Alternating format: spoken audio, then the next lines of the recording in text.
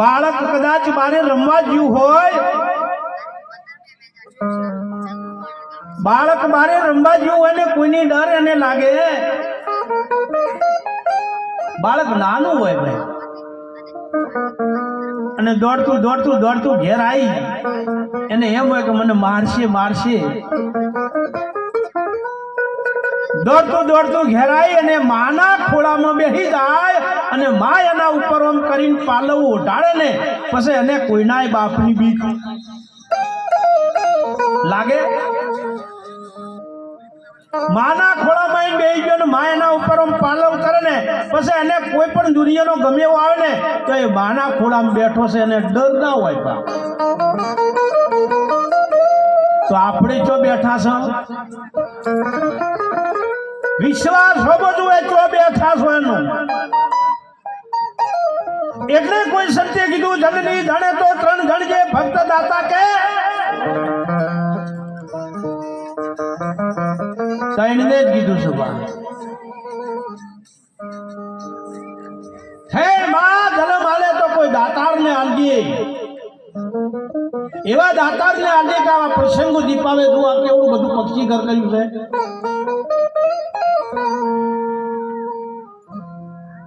કોઈ દાતારને આલજે, કોઈ સુરવીરને આલજે અને કોઈ ભગતને આલજે તો ગામનું નામ રોશન કરે. પણ સમય દક્ષિણના વાયરા વાયવાય, વિદેશના વાયરા વાયા છે ભાઈ.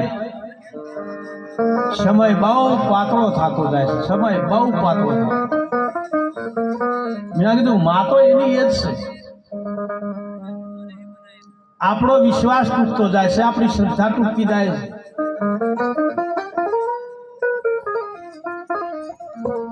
કદાચ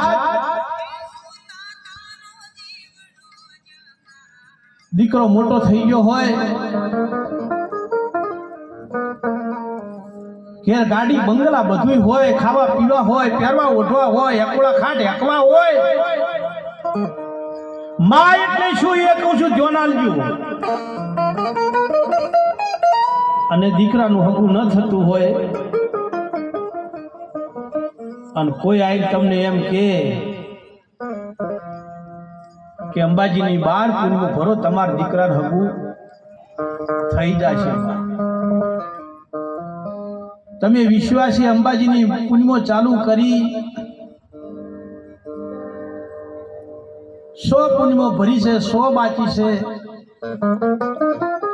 વળી કોઈ મળી જાય કે જો જાતા કે મારા દીકરાને હકું થતું નહીં, શું તકલીફ છે, શું નડે છે, તે હું માં અંબાજીની બાર પૂનમો માની છે, 100 ભરી છે, હવે 100 બાકી છે. વળી કોઈ આવીને કે પાવાગઢની 4 ભરો ને ભા.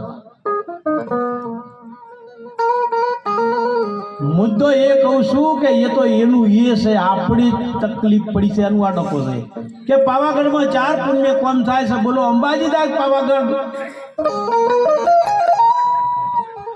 100 ભરેલી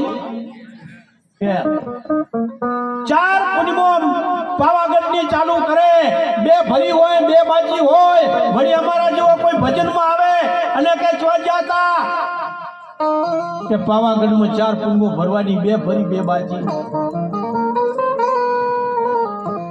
અલ્યા પાટણ ને પાટણની જોડે ગુણઝેર ને ગુણઝેરમાં સુડેલ હાઈકોર્ટ એકી પુનમે કોમ કરે. તો જાહો તમે તો પેલા તો આપણને તો વિશ્વાસ હોવો જોઈએ, જેને નક્કી કીધું છે, જે વાત પકડી છે ને એ તો પૂરી કરો.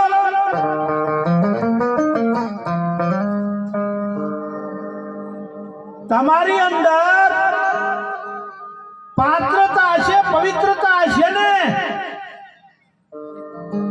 મોનેની જાય ન મોનેની જાય, માં ઉમાના ધોમમાં બેસીને વાત કરું છું. તમારી અંદર શ્રદ્ધા અતૂટ હશે ને તો ધક્કો ખાવા તમારે નહીં જવું પડે. એ તો એ ભગવાન હોય કે દેવી હોય કે દેવ હોય, તમારા ઓગણા ઉધી ઓટો મારી જાય. પણ તમારી શ્રદ્ધા જ હોય અને ઓળખવાની શક્તિ જ હોય ભાઈ. ઓળખવાની શક્તિ ન હોય ને તો નહીં મેળ પડતો. પેલા તો આ મુખને પવિત્ર બનાવવું હોય તો રામનું નામ, પરમાત્માના નામથી જ મુખ પવિત્ર બને. આ મુખને પવિત્ર બનાવવું હોય તો એક જ વસ્તુ છે ને, એ છે ભગવાનનું રામનું નામ. કોઈ દેવીનું નામ, કોઈ દેવનું નામ, તો મુખ પવિત્ર બને. અને આ હાથ જો પવિત્ર બનાવવા હોય તો આવું કોઈને કોઈ સેવાનું કાર્ય પૂર્ણ કરવું પડે બાપ, કોઈને તો હાથ પવિત્ર બને. અને પગ પવિત્ર બનાવવા હોય તો કોઈને કોઈ તીર્થે જવું પડે ને. જેનું મુખ પવિત્ર, જેના હાથ પવિત્ર, જેના પગ પવિત્ર, એને ખોળવાની જરૂર નહીં. મારો વાલો ઘેર વટા મારી જાય.